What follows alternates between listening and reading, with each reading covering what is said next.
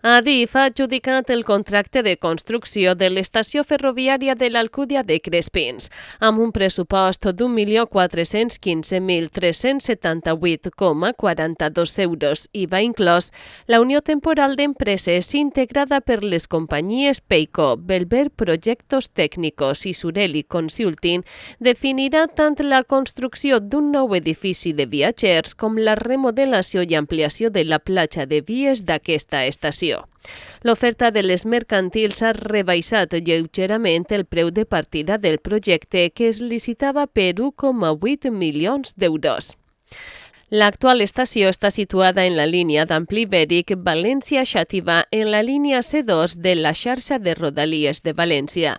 La seva remodelació forma part de les millores previstes en aquesta línia, destinades a la canalització del tràfic ferroviari en Ampli Ibèric, que actualment circula pel traçat Xàtiva-La Encina, que serà condicionat per al tràfic exclusiu de trens d'ample estàndard. Per un costat, el contracte definirà un nou edifici de viatgers que inclou el disseny d'andanes, marquesines, un pas entre andanes en diferent nivell, la definició d'espais lligats a l'activitat ferroviària, els accessos en l'edifici, zones d'aparcament i obres complementàries. Per altre costat, també està prevista la remodelació i ampliació de la platja de vies de l'estació a les condicions del futur flux del tràfic ferroviari.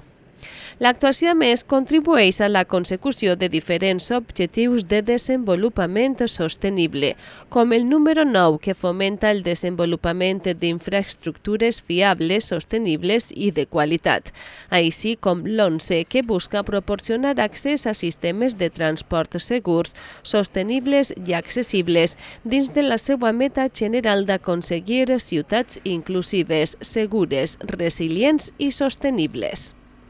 Aquesta és una magnífica notícia per a la localitat, que en un futur pròxim comptarà amb unes instal·lacions del segle XXI, amb totes les prestacions necessàries i demandades per la ciutadania. Una estació de Rodalies que afavorirà una mobilitat intermodal i donarà servei als veïns i a part de les comarques de la Costera, la Canal de Navarrés i la Vall d'Albaida.